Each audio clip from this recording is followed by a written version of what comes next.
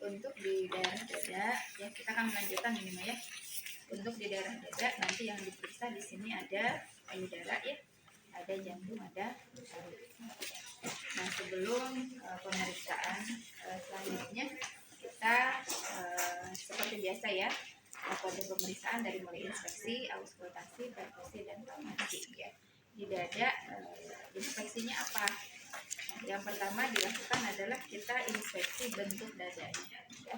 Bentuk dada itu ada yang normal, ada yang tidak normal ya. Perbedaan yang normal dengan yang tidak normal itu ada pada perbedaan diameter antara antero posterior dengan diameter transversal. Nah, untuk melihat bentuk dada ini bagusnya pasien posisinya berdiri atau duduk ya, jadi tidak tiduran seperti ini ya. Pasien disuruh duduk, kemudian kita lihat dari depan, dari belakang, dari samping kiri maupun samping kanan untuk memperkirakan diameter antero posterior dan diameter transversalnya ya. Normalnya diameter antero posterior itu setengahnya dari diameter transversal atau dengan rasio 1:2 ya. Jadi diameter transversal 2 kalinya diameter antero posterior, itu yang normal ya. Kalau yang tidak normal di sini ada bentuk dada barrel chest ya. Kalau barrel chest tadi kan perubahannya itu ada dari diameter itu ya. Barrel chest ini bentuk dada yang agak bulat, di mana ada penambahan diameter antero posteriornya. Jadi diameter antero posteriornya nambah ya, tidak 1 tapi lebih dari 1 gitu ya, sehingga bentuk dadanya lebih bulat. Ya, ini biasa ditemukan pada pasien rickettsia misalnya ya. Ini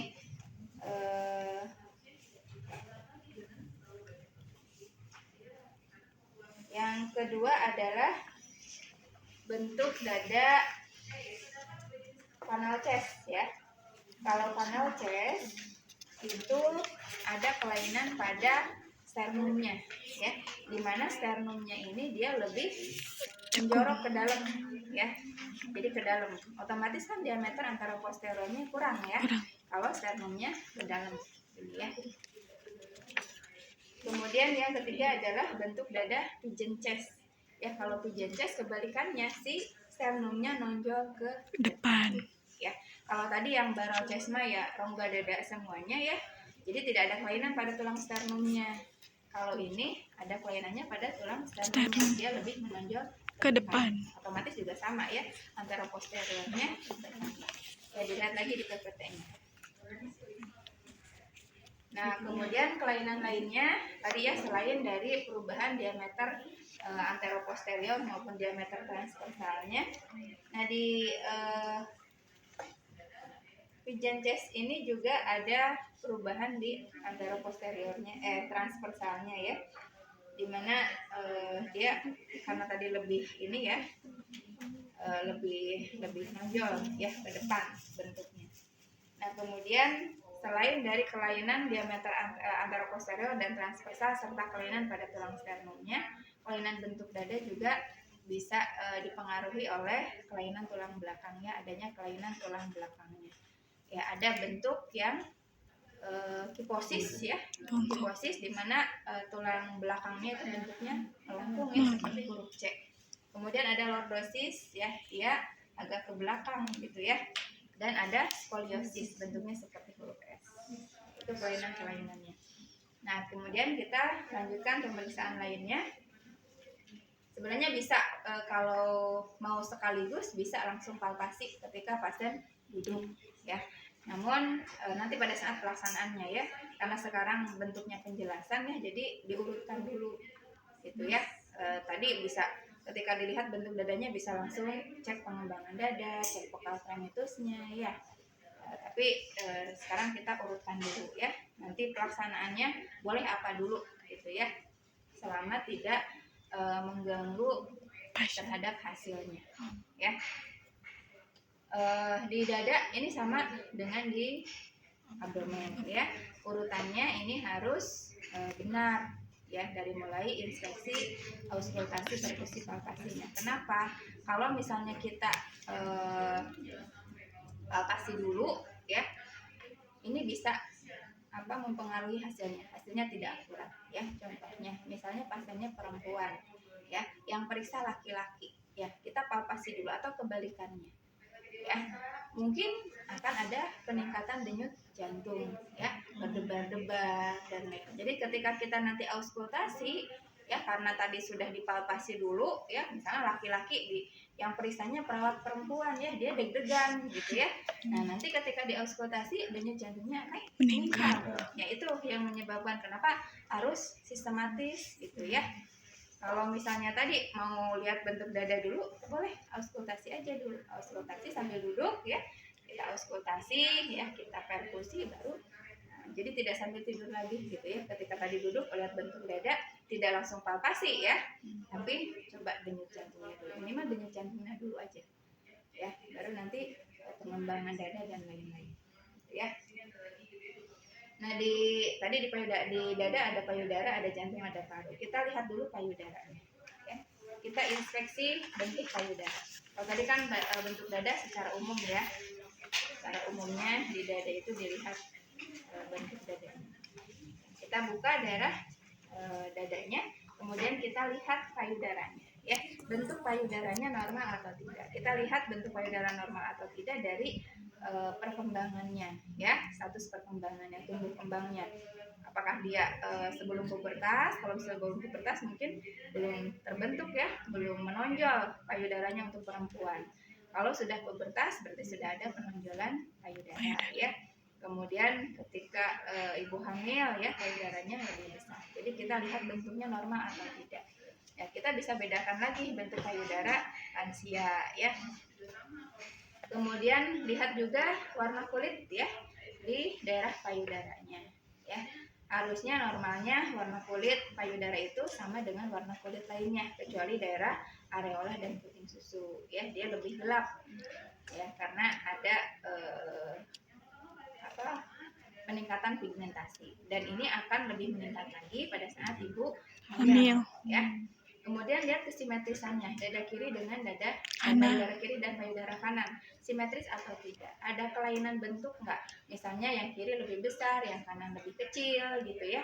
Kemudian dilihat juga kondisi kulitnya, karena ada perubahan yang khas ya, misalnya pada pasien yang CA mame, kulitnya itu menebal ya dan keriput seperti kulit jeruk ya, dan keadaan puting susunya biasanya tenggelam, tertarik ke dalam ya. Nah itu dilihat, kemudian dilihat juga ada luka ya, ada lesi, luka tuh lesi ya, ada benjolan tidak ya, ada kemerahan ya, atau mungkin tadi payudara yang sangat terenjang ya. Kita lihat di payudara tidak ada auskultasi perkusi. Kemudian lihat juga daerah puting susunya tadi ya, apakah tenggelam ya, apakah tenggelamnya beda ya. Kalau yang kanker itu memang kayak ketarik gitu ya. Kalau yang memang kelainan pada puting ya, dia menjorok ke dalam ya, hanya putingnya saja gitu ya, sedikit ke dalam. Lihat puting susunya menonjol ya, datar atau menjorok ke dalam. Kemudian kebersihan daerah puting susunya, kemudian dicek juga ada keluaran tidak discharge ya. Nanti keluarannya apa? Apakah darah, apakah cairan bening, atau pus ya, nanah. Nanti kita lihat. Oke, kemudian karena tidak ada auskultasi dan perkusi, kita lakukan palpasi ya. Cara palpasinya satu-satu, kita sampai dulu ya payudaranya, kemudian kita palpasi ya dari pangkal ya, dari dalam dulu ke atas ya, ke ujung searah jarum jari, memutar searah jarum jari ya. Rasakan ada benjolan massa tidak ya. Kalau ada, misalnya kita kaji juga dari daerah aksilarnya ya, ada benjolan tidak, kita palpasi. Oke, kemudian kita cek tadi ya, ada keluaran atau tidak, kita regangkan, kemudian kita pijit areolanya. Ada keluaran apa sambil dilihat. Nah, kemudian kita ke jantung dan paru ya. Inspeksi jantung dilihat adalah letak ictus cordisnya ya.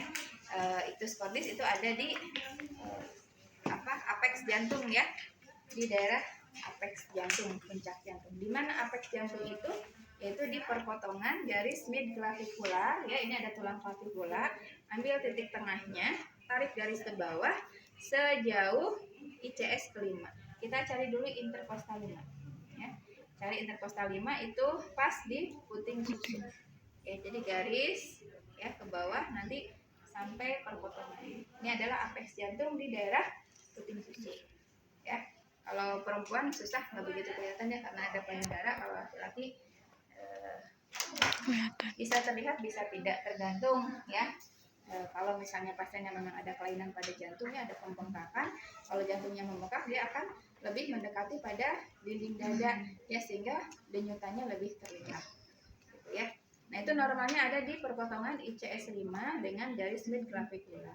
Kalau misalnya tidak di situ, dia agak di bawah atau lebih ke samping ya, dicurigai adanya pembesaran jantung ya, harusnya adanya di situ ya. Nah kemudian yang dilihat tadi adalah letak sternumnya, tulang sternum ini. Normalnya letaknya di tengah ya. Pada pasien yang mengalami kardiomegali atau pembesaran jantung, kemungkinan si sternumnya ini akan terdorong ke samping ke sebelah kanan. Jadi letaknya agak miring ya, deviasi tulang sternum. Nah kemudian auskultasi jantung ya, itu inspeksinya. Auskultasinya adalah mendengarkan suara-suara jantung di 4 katup jantung. Ya. Letaknya di mana saja? Ya. Katup jantung itu ada katup aorta, ada katup pulmonal, ya, bikuspid dan bikuspid. Letak katup aorta itu ada di intercostalis 2, ya. Jadi ini tulang clavicula, turun itu ICS 1, ya nanti ada tulang lagi kosong ICS 2. Ya, ada di ICS 2 kurang lebih 2 jarian ya dari arcus sternal, ya. 2 jari dari sebelah kanan ke sebelah kanan dari sternum. Ya, ini tulang sternum, dari sininya sekitar 2 jari, ke sininya juga sekitar 2 jari. Ya, jadi di daerah sini, ya, daerah sini. Ini letak katup aorta. Ya, katup pulmonal di seberangnya sama ICS 2, kurang lebih 2 jari dari sebelah kiri sternum. Ya. Nanti kita dengarkan di kedua daerah tersebut ya. Di katup aorta ini suara jantung S2-nya lebih jelas dibandingkan dengan S1 ya, karakteristiknya. Di pulmonal juga sama ya, suara jantung S2 lebih jelas daripada suara jantung S1. Kemudian di ya normalnya tadi tidak ada suara tambahan, harus murni cuma ada 2 suara ya, S1 S2 loop dup ya, tidak ada loop ya, atau loop dup gitu, atau loop dup gitu ya, nggak ada, atau misal loop gitu ya, loop ada tambahan, kemungkinan ada kebosoran pada jantungnya ya. Normalnya ya bersih aja 2 suara itu ya. Kemudian letak katup lainnya ada di trikuspid dan bikuspid ya. Trikuspid itu ada di mana? Dia ada di ICS 4 ya, ICS 3 atau ICS 4 ya. Ini 1 tulang ya, 2 ya, ulang lagi 3 ya, 4 ya. Di kurang lebih 2 jari di sebelah kiri dari sternum. ICS 3 atau 4 itu letak katup trikuspid.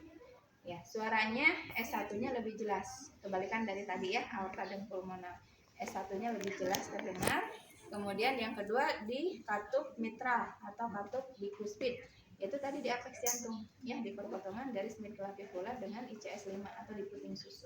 Kalau perempuan agak diangkat ya putingnya, susunya, jadi dari bawah. Kalau laki-laki langsung aja dari atas. Sama karakteristiknya S1-nya lebih jelas daripada S2, tidak ada suara jantung tambahan. Untuk detailnya nanti di KMB ya, sampai ke ukuran dan lain-lainnya. Yaitu auskultasi, kemudian perkusi ya, kita perkusi jantung biasanya berbarengan dengan perkusi paru-paru ya. Jantung itu kan adanya mulai dari ICS 2 sampai ICS 5. Jadi kita kalau perkusi ini agak dekat ke sternum ya, jangan terlalu jauh. Kalau terlalu jauh mungkin mulai dalmasnya itu di ICS 3-4 ya. ICS 4 mulai, karena jantung itu kan bentuknya gini, melebar ke bawah ya. Jadi kalau dari dekat sternum ya perkusinya ya, ini hati-hati perkusi nih. Kalau ini ininya harus enggak ke ini sama handscoon ya. Kemarin mahasiswa praktek di rumah sakit tuh, jadi yang dipegang gini, bukan gitu ngetuknya, berdiri ya. Jadi pakai ujung jarinya, bukan pakai ininya bukan pakai telapaknya, ujungnya. Ya, jadi kedengaran suaranya. Ya. Nah, gini, bukan gini. Nah, kata Masnya kemarin kayak gini. Jadi nggak kedengaran suaranya ya, kayak mukul tangan aja ke handphone. Ya. Apa bunyinya muncul. Begini jatuhnya, ya. Dari ICS 1, nah ini biasanya agak nyaring ya.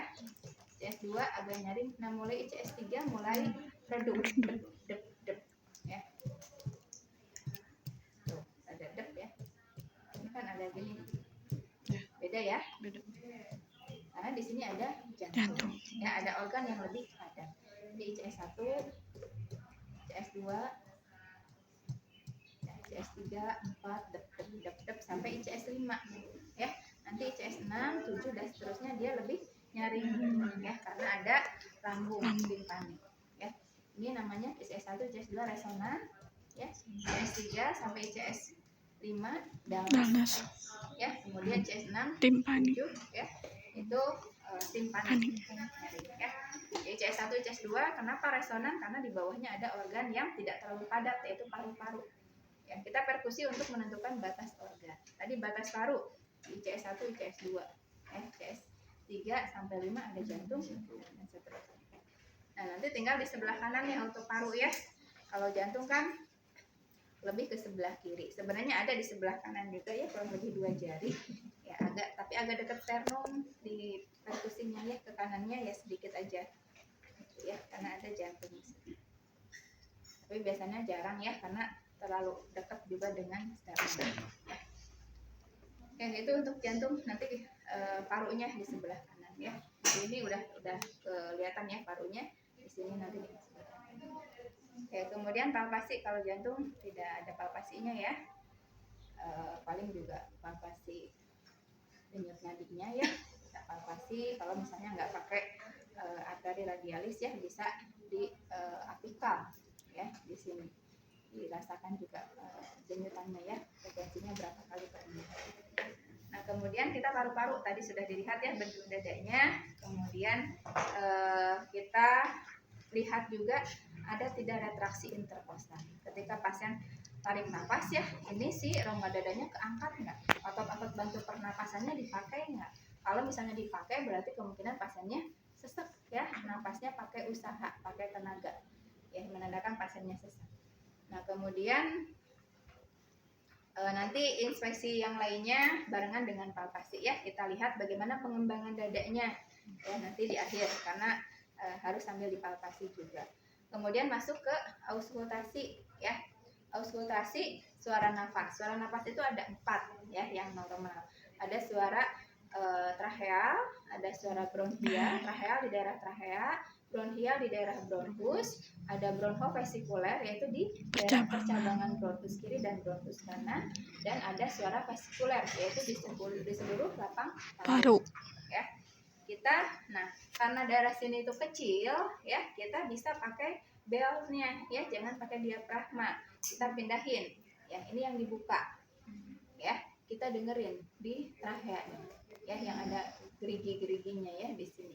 Suruh pasiennya tarik nafas, keluarin, tarik nafas, keluarin. Nah, dengerin suaranya. Ketika dia tarik nafas, ngeluarin, ya, dengarkan ya, mana yang lebih lama. Apakah pada saat tarik nafas, inspirasi, atau saat mengeluarkan nafas atau ekspirasi. Karakteristiknya kalau suara tracheal itu ekspirasinya lebih panjang dibandingkan dengan inspirasi. Dan tidak ada suara tambahan. Ya, yang normal aja kayak udara masuk, keluar gitu ya, tidak ada gitu ya, atau ada bunyi-bunyi lain. Ya, berarti itu normal. Tadi ya, ekspirasinya lebih lama dibandingkan inspirasi, kemudian tidak ada suara tambahannya. Ya, kemudian di daerah bronchial. Kalau bronchial itu di pas cekungan sini, di agak di bawah ya, pas mau ke sternum di sini. Karakteristiknya sama dengan tracheal tadi ya, ekspirasinya lebih panjang daripada inspirasi dan tidak ada tambahan ya, ronchi, rales atau wheezing, menging gitu ya, pas tarik nafas keluarin gitu ya, itu suara yang tidak normal. Kemudian bronkovesikuler di percabangan bronchus itu sekitar 2 jari ya ke bawah dari arcus sternal, dari lambung sternal ini 2 jari di daerah manubrium. Ya, di sini. Ya, di atas. Ini cekungan, ya kurang lebih 2 jari ke bawah. Ya, daerah sini. Ini percabangan bronkus. Suruh sama ke sini. Tarik nafas, keluarin. Tarik nafas, keluarin. Dengarkan panjangnya atau lamanya inspirasi dan ekspirasi. Sama atau beda? Ya, harusnya sama. Ya. Jadi inspirasi sama panjang dengan ekspirasi. Nah, kemudian disuruh permukaan paru. Tadi kan paru-paru itu ada di sini aja. Cuma nanti pada saat mendengarkan di paru mah bukan cuma suara parunya, tapi jantungnya juga terdengar. Kita fokus ke suara parunya aja, karena tadi jantungnya sudah. Nah, ini sebenarnya bisa barengan tadi ya, mendengarkan suara jantung sekaligus mendengarkan suara paru. Jadi tidak 2 kali deauskultasinya, gitu ya. Yang mana silakan di mana aja. Gitu ya. Dengerin, suruh pasiennya tarik nafas, keluarin, ya. Karakteristiknya inspirasi lebih panjang atau lebih lama dari ekspirasi, kebalikan dari trachea dan bronkial. Ya, di sebelah kanan juga sama, ya. Kita dengerin. Bisa dari samping, ya, bisa dari belakang. Dari belakang bisa. Enggak, dari mana aja. Ya, semuanya depan, belakang, ya. Untuk ngecek juga, kadang kan ada penumpukan sekret itu adanya di bagian posterior aja, jadi ke depan tuh nggak begitu kedengaran. Ya, makanya dari belakang. Ya, pastinya suruh duduk aja, diperiksa. Ya, di sebelah mana lobus superior ada nggak, di media, di inferior, ya. Paru-paru itu dibagi, kalau yang kanan ya 3 lobus, kalau yang kiri 2 lobus. Nah, kemudian perkusi, ya, perkusinya tadi bisa barengan yang sebelah kiri, ya. Yang sebelah kanan sama, ICS 1, ICS 2, ICS 3, ICS 4, ICS 5. Nah, mulai ICS 6 itu ada suara danes. Ya, kalau di sini resonan, resonan, resonan, resonan. Nanti ICS 6 danes, karena ada organ hepat. ICS 7, ICS 8 sampai ICS 12 suara danes. Mulai ICS 13 ke bawah itu suaranya timpani, karena ada paru. Ya. Oke, itu perkusinya, ya. Kemudian ya di belakang juga sama, ya. Nah, nanti perkusi itu bisa berurut gini ya, CS1 2 sampai seterusnya, bisa juga zigzag, ya. Misalnya dari kanan dulu, CS1 kiri, CS2 kiri, CS2 kanan, CS3. Tapi kita harus tahu kalau di kiri itu mulai CS2 sampai CS5 danesnya, kalau di kanan ICS 6 sampai ICS 12. Ya. Kalau misalnya sebelum ICS 6 sudah danes, mungkin heparnya membesar, atau mungkin juga di sini ada penumpukan massa, misalnya ada tumor. Selain heparnya membesar, ya, oh heparnya mah bagus, kenapa ya di sini kok danes gitu ya? Oh, ternyata ada tumor atau ada kanker paru, ada penumpukan cairan. Itu suaranya akan berbeda, karena dia akan lebih berisi lagi, lebih padat lagi, ya. Oke, nanti dari belakang sama, ya, perkusi. Sudah, kemudian palpasi, ya. Palpasinya bisa tadi ya, vokal primitus dan juga mempalpasi pengembangan paru. Sok saling ini, ngadep ke sini semua. Ya, sok sambil tadi. Ada getaran nggak? Kalau tidak ada getaran berarti nggak ada rambatan udara ke situ, karena udara mungkin nggak masuk. Kenapa? Ada apa di sini? Ya. Abdomen, kita lihat ya bentuk abdomennya. Normalnya bentuk abdomen itu datar, ya, atau sedikit cembung atau sedikit cekung, tergantung dia baru habis makan atau tidak. Ya, kalau habis makan biasanya agak cembung, ya. Kalau lagi puasa biasanya agak cekung, ya. Nah, kemudian dilihat juga ada penumpukan cairan nggak di abdomen, ya, seperti asites. Asites itu penumpukan cairan di rongga peritoneum, ya. Biasanya pasien kelihatan buncit gitu ya. Nanti kita pastikan dengan palpasi, ya, digoyangkan, nanti akan terasa seperti menggoyangkan balon, ya, ada cairannya. Dan biasanya kalau penumpukan cairan ketika berdiri dia nonjol gitu, tapi ketika tidur dia melebar, ya, karena cairan itu akan mencari tempat yang lebih rendah, ya. Kita lihat kulit juga di sekitar abdomen, ya, normalnya sama dengan bagian kulit lainnya, tidak ada kemerahan, tidak ada luka, lesi, ya, tidak ada benjolan gitu, ya, itu normalnya. Kemudian dilihat juga pusernya, ya, ada tidak hernia umbilikal, ya, dosol. Dan kemudian ada tidak bekas luka, misalnya luka operasi ya, jahitan luka operasi di mana. Nanti kita tanyakan begitu ada ya scar ya, bekas ini ibu kenapa gitu ya, pernah dioperasi, misalnya operasi apa, kita tanyakan ya. Kemudian setelah diinspeksi kita auskultasi ya. Kita bagi abdomen itu menjadi 4 kuadran ya, kuadran kanan atas, kiri atas, kanan bawah, dan kiri bawah. Kita auskultasi di semua kuadran selama 1 menit penuh ya. Dengerin suara bising ususnya, normalnya 5-12 kali per menit ya. Semua kuadran ya. Tadi dari inspeksi kan sudah kelihatan bentuknya. Kalau misalnya kita curiga ada apa nih, kenapa kok kembung ya, kayak besar ya, ada apa nih di dalamnya, mungkin bisa udara, bisa cairan, bisa juga benda padat ya, misalnya ada tumor atau ada penumpukan massa feses ya, pasiennya enggak BAB misalnya ya. Nah, kita setelah auskultasi kita perkusi ya, perkusi di semua kuadran ya. Normalnya di kanan atas dan kiri atas ini agak nyaring, timpani ya, karena masih ada lambung. Kalau ke bawah ini sudah agak redup ya, agak dales ya, karena tadi ada usus dan di dalamnya ada cairan, ada feses juga ya, ada massa di dalam, makanya lebih redup. Nah, kemudian setelah perkusi kita palpasi. Yang dipalpasi adalah di kuadran kanan ada hepar ya, kanan atas, kiri atas ada limpa ya, di kanan bawah ada ginjal, kiri bawah ada ginjal, di tengah bagian bawah itu ada kandung kemih ya. Kita palpasi, pastikan bahwa alasnya ini datar keras ya. Kalau enggak bisa kita pakai tangan kita, jadi agak di atas ya untuk kuadran kanan atas. Cara palpasinya adalah pasiennya suruh tarik nafas dari udel, dari pusar menuju ke ini lengkung tulang iga ini.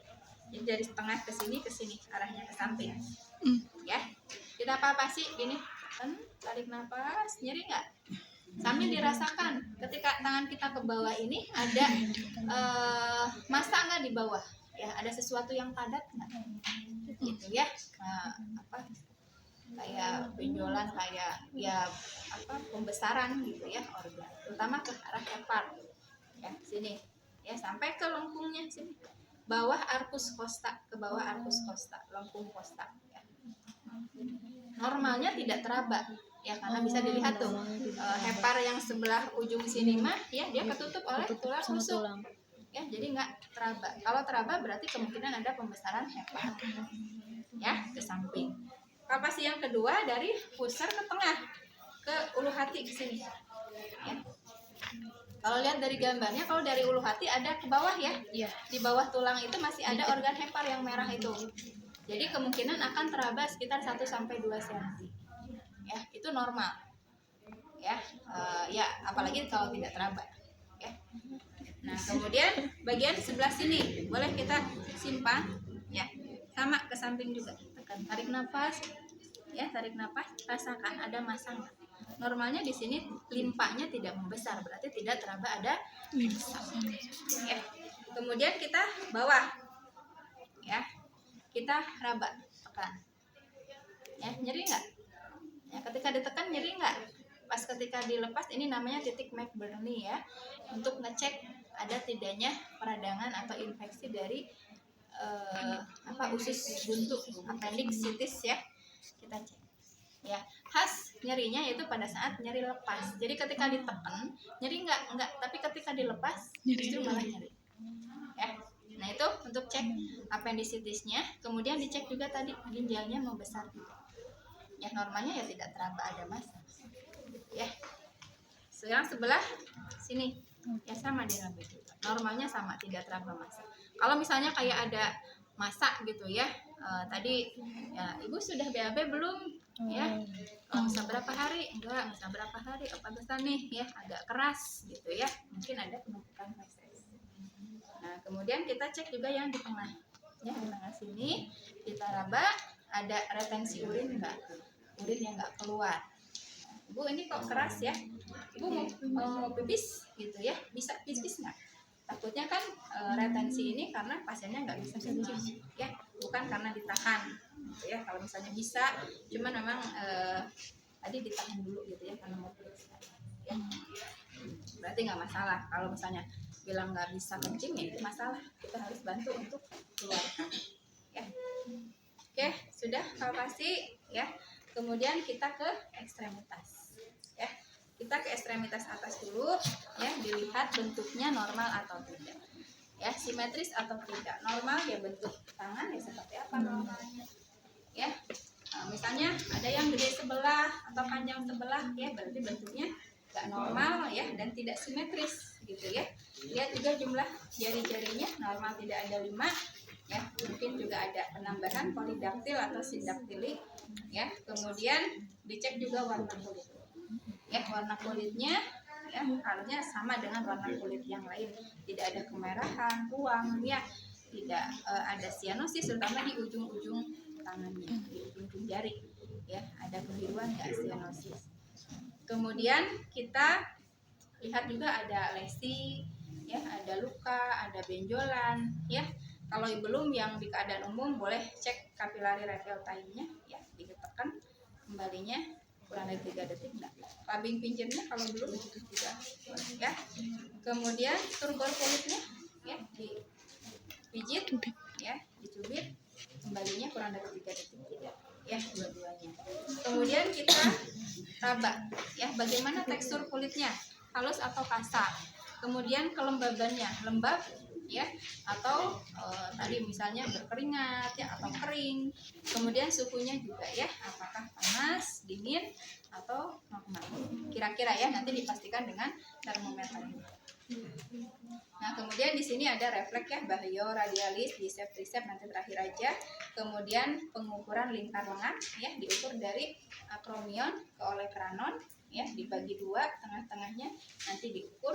Kemudian ada juga triceps skin fold. Ya. Kemudian kita ke ekstremitas bawah ya. Di atas kita cek juga massa ototnya ya. Massa otot diraba ya. Apakah mengecil, atrofi atau membesar, hipertrofi kayak binaraga lah ya, itu hipertrofi berarti ya, atau normal aja, ada massa ototnya tapi tidak mengecil gitu ya. Mengecil ya tahu lah, kalau mengecil mah seperti kita meraba orang yang nggak makan lama gitu ya, hanya teraba tulang dan kulitnya saja, tidak ada massa ototnya ya, itu massa ototnya. Kemudian kekuatan ototnya, suruh pasiennya angkat, coba ibu angkat tangannya ya, angkat. Kalau misalnya tahan, bisa dia nahan ya, kemudian dia jatuh lagi, itu nilainya 3, udah jelas 3 ya. Kalau misalnya kita kasih bisa nahan lama ya, nggak jatuh gitu ya, dia bisa ngangkat aja tapi jatuh lagi, itu 3 ya. Kalau 4 itu dia bisa ngangkat, nahan lama ya, kemudian kita kasih beban ya, lawan ya bu ya. Nah, ketika di sini dia nggak bisa lawan, malah jatuh, berarti itu 4 ya. Jadi kalau 3 mah cuma bisa ngangkat aja, turun lagi. Kalau 4 bisa ngangkat, nahan, tetapi tidak bisa melawan beban ya. Kalau 5 dia bisa melawan. Nah, sekarang 2 gimana? 2 nggak bisa ngangkat ya. Nah, kalau coba angkat nggak bisa, coba geser, dia geser bisa ya, itu nilainya 2. Nah, kalau misalnya 1 dia nggak bisa geser, apalagi ngangkat ya, tapi coba kita suruh coba kencangin ototnya, dia kencangin, kita raba, kerasa kencang, berarti nilainya 1. Kalau misalnya suruh kencangin nggak bisa, lembek aja biasa, berarti nilainya 0 ya. Nanti cek yang kiri dan yang kanan. Kemudian kita ke bawah, ke ekstremitas ya, sama dilihat bentuknya normal atau tidak, simetris atau tidak ya, kebersihannya bersih atau tidak, warna kulitnya ya, ada kemerahan, sianosis terutama di ujung-ujung ya, di kebersihan kuku ya, kukunya panjang-panjang atau tidak diperiksa. Kemudian ada luka tidak, ada lesi tidak, ada bengkak tidak, udem ya. Kalau misalnya ada udem kita cek ya, sudah belajar kan derajat udemnya, nanti jelaskan. Nah, setelah itu kemudian kita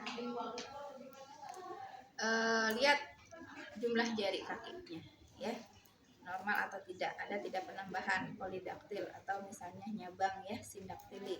Kemudian kita raba ya, bagaimana tekstur kulitnya, bagaimana suhunya, bagaimana kelembabannya ya. Nanti ada refleks patella atau riset refleks triceps ya, dan refleks Achilles ya, dan juga Babinski ya. Biasanya yang paling ini ya patella aja, kadang Achilles enggak perlu, kecuali kalau memang pasiennya ada masalah di gangguan saraf ya.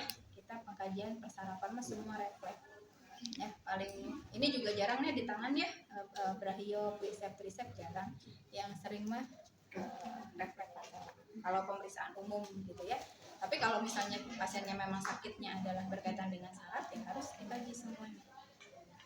Oke, kemudian sama ya, dicek juga massa ototnya ya, ada tidak ya massa ototnya normal, atrofi atau hipertrofi ya. Kemudian kekuatan ototnya sama kayak tadi. Angkat kakinya, sekarang kaki yang diangkat ya, kasih lawanan ya, kasih tahan nih dilawan ya, bisa atau tidak ya. Kiri dan kanan nanti dicek. Kemudian di bawah, di ekstremitas bawah dicek ada tidak tromboflebitis ya, peradangan pada pembuluh darah vena ya. Kita cek ya, cara apa untuk mengeceknya itu menggunakan teknik pemeriksaan cek tanda Homan ya, Homan Science ya. Ini boleh pasiennya lurus, nggak diangkat kakinya, kita tekan aja lututnya, kemudian tekukan telapak kakinya. Nyeri nggak? Di daerah betis ini nyeri nggak? Gitu ya. Atau bisa juga kita angkat, tetap kita perhatikan lututnya tidak boleh nekuk ini ya, harus lurus. Kita pegang di betisnya, rasakan ya Bu ya di betis ini ya. Ketika saya tekuk, Ibu nyeri nggak?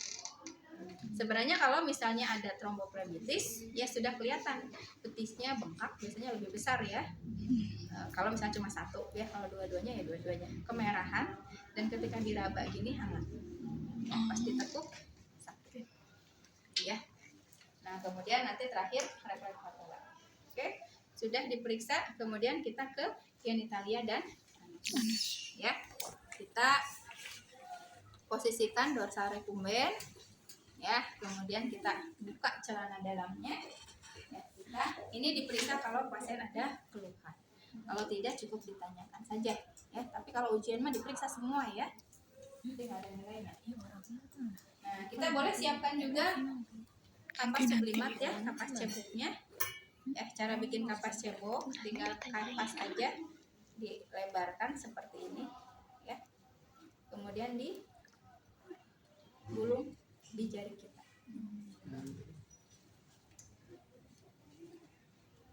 ya. Siapkan kurang lebih 5. Kemudian kita pakai double handscoon ya, pakai lagi sarung tangan. Nah kita lihat dulu, ini hanya persiapan aja ya, kalau misalnya kotor dibersihkan, kalau tidak ya nggak usah ya. Kita buka ya, misalnya kotor nanti kita bersihkan dulu, ambil 5 kapasnya ya. Kalau perempuan, kalau laki-laki cukup dari tengah ya, dari sini dibersihkan ini ya. Kita pegang seperti ini kayak mau pasang kateter ya, ke bagian belakang, udah sekali aja ya. Kalau perempuan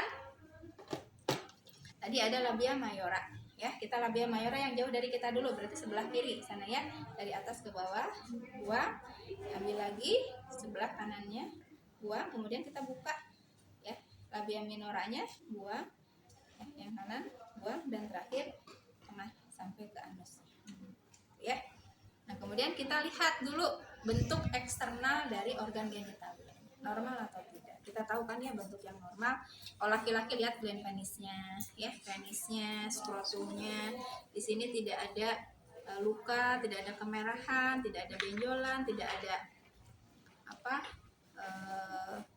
massa gitu ya. Kemudian dicek di gland penisnya ya, lubang uretranya, meatus uretranya ada di tengah ya, tidak ada cairan kayak pus gitu ya atau darah ya. Kalau misalnya ada cairan bening ya nggak masalah ya. Kalau perempuan dicek juga ya, tadi ya normal tidak bentuk eksternal, labia mayoranya menutupi labia minora. Kebersihannya ini juga sama, kebersihannya diperhatikan, ada luka, ada lesi, ada kayak kutil bintilan gitu ya, atau ada pruritus ya, kayak ada luka-luka lah, atau apa benjolan, bentol-bentol tuh ya, terutama kalau saat menstruasi itu ya, ada tidak tanda-tanda pruritus luka ya, atau bekas-bekas garukan gitu ya. Kemudian dicek juga kalau habis melahirkan mungkin ada luka episiotomi ya, dicek. Nanti di vaginanya dilihat juga ada keluaran apa yang dikeluhkan oleh pasiennya. Tadi misalnya keputihannya, dilihat warnanya, ya baunya, jumlahnya, ya keluarannya tadi apa ya, apakah nanah, darah, ya atau keputihan yang berwarna hijau, ya atau bercampur darah dan lain-lain. Nah setelah itu baru cek anusnya, ya kita tanyakan punya hemoroid tidak. Kalau misalnya tidak, kita tanyakan juga seperti apa. Kalau misalnya ada hemoroid seperti apa, ya keluar berdarah tidak, gitu ya, nanti kita cek. Kemudian kita kaji juga kekuatan sphincter aninya, otot-otot sekitar anusnya. Katanya pasiennya masih bisa nahan BAB enggak, ya. Nah kita cek, ya posisinya posisi SIM, ini buka tadi ya. Nah, kita miringkan pasiennya. Nanti kita lihat, ya hemoroidnya. Kalau misalnya derajat 1, dia misalnya suka cerita kalau lagi BAB keras ngeden suka ada yang keluar tapi masuk lagi. Nah itu derajat 1, dia ada tapi di dalam, ya keluar kalau misalnya ada dorongan. Kalau derajat 2, ya dia keluar nggak bisa masuk sendiri, ya baru bisa masuk kalau kita dorong, masukin baru masuk. Itu derajat 2. Kalau derajat 3 dia sudah keluar, ya nggak bisa didorong juga, nggak bisa masuk, ya tetapi belum pecah, belum ada perdarahan. Kalau derajat 4 jelas sudah di luar, ya tidak bisa masuk dan sudah ada perdarahan. Nah kemudian kita tusi juga, ya tusukan ke anusnya, ya kemudian suruh jepit, ya untuk melihat kekuatan sphincter tadi, ya kalau terasa menjepit kuat berarti kekuatan sphincternya masih bagus, ya. Oke sudah selesai, ya kemudian kita bereskan alat, ya rapikan pasiennya, ya, atur posisinya senyaman mungkin, ya kemudian kita sampaikan hasilnya ke pasien, ya seperti apa evaluasi, ya gimana ya tadi pada saat pemeriksaan ada yang gimana, ya kita kasih tahu hasilnya, ya gimana Bu, sudah tahu hasilnya, ya gimana rasanya, ya gimana perasaannya, ya yang mau ditanyakan kita terminasi aja, ya kita sampaikan kontrak kegiatan lainnya apa. Jangan lupa kita tadi ya dibereskan alat, kemudian dicuci, jangan lupa kita cuci tangan dan dokumentasi. Oke itu sudah selesai ya. Tadi sebelum ke ini, setelah pemeriksaan genitalia anus yang Hanskun yang kedua dilepas dulu, ya. Oke, mangga ada yang mau ditanyakan?